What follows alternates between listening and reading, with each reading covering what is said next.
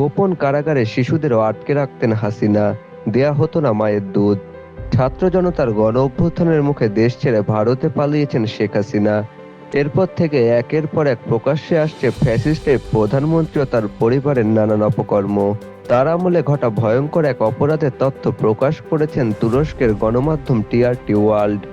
এতে বলা হচ্ছে, পলাতক প্রধানমন্ত্রী শেখ হাসিনা তার গোপন কারাগারে আটকে রাখতেন শিশুদেরও, এমনকি তাদের পান করতে দেয়া হতো না মায়ের দুধ।